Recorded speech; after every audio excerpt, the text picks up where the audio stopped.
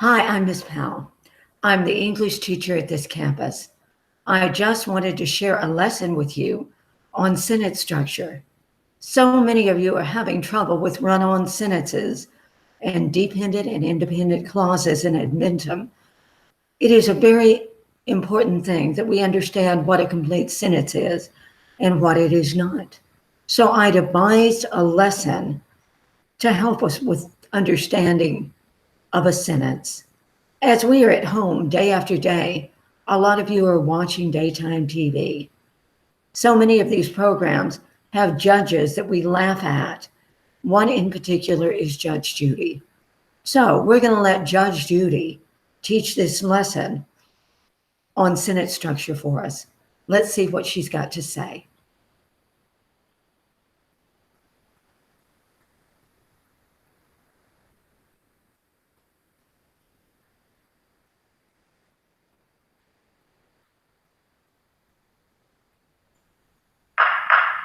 There's Judge Judy. Okay, she says, sentence or fragment, you be the judge. Her objectives today are that the student will be able to determine a complete sentence from a sentence fragment. Before we can begin, we must have a clear interpretation of the law. The law of sentences, that is. A sentence must have a subject and a predicate. It must be a complete thought. Those are the rules, period. Let's look at each of these rules a little more closely. Here's the first rule. A sentence must have a subject. In other words, it must have a who or what the sentence is all about. The second rule, a sentence must have a predicate. That means it must have a what is happening. Here's the final rule. A sentence must be a complete thought. In other words, it must be able to make sense all by itself. Let's look at some examples. Sentences are not a sentence. The lamb danced to his favorite tune, and we see him just dancing over there. Does this sentence have a subject? Yes, lamb is the subject. Does this sentence have a predicate? Yes, danced is the predicate. Does this sentence make a complete thought? Does it make sense? It does. We understand what it's saying. It's not something we'd see in real life, but yeah, as a sentence, it makes sense. Speed Racer, my favorite sports car. Does this sentence have a subject? Yes, Speed Racer is the subject. Does this sentence have a verb? No, it doesn't. It's not a sentence, it's a fragment. Cruised across the Atlantic in a ship. Does this sentence have a subject? No, it is missing the subject.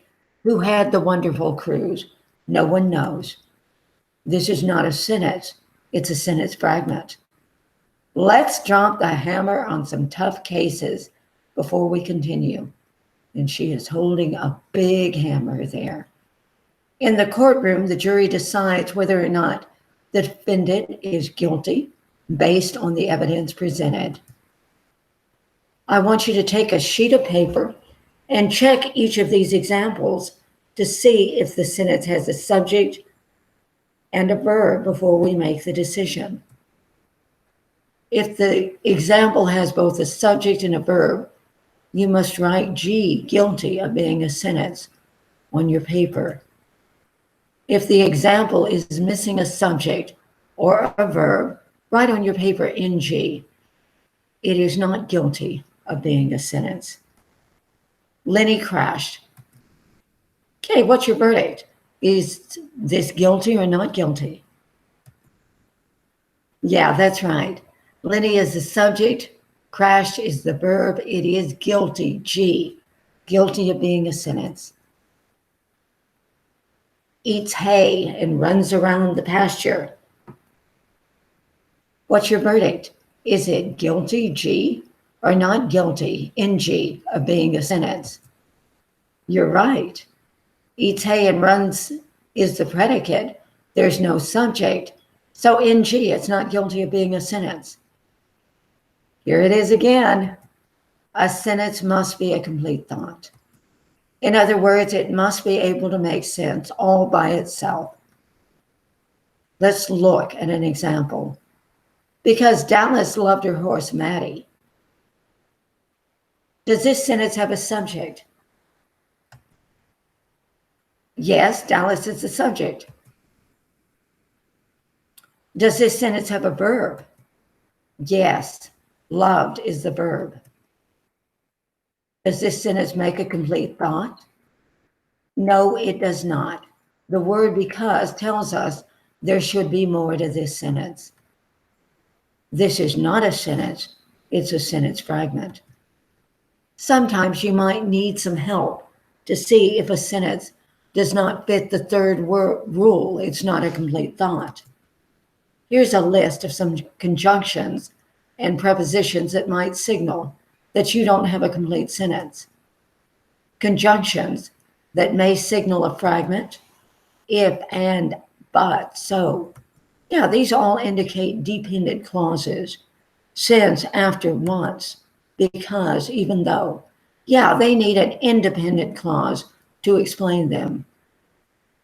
After I went to church. Okay, not a complete thought there.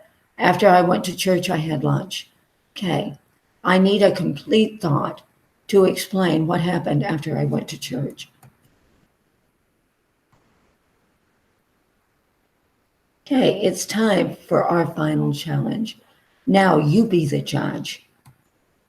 Okay, take a sheet of paper and, once again, if the example is a sentence, write S on your paper.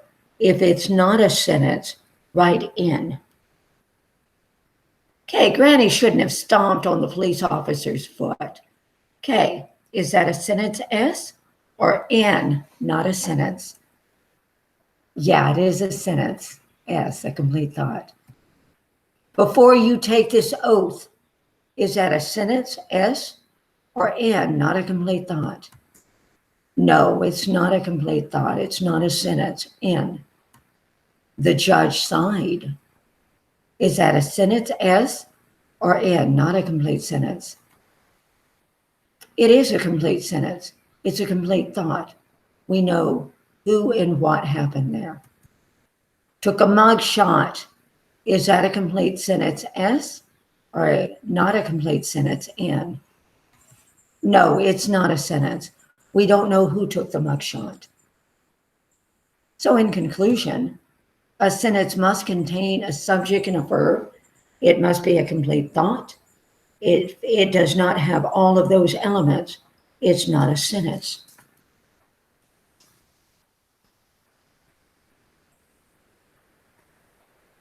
So I think Judge Judy taught us something today.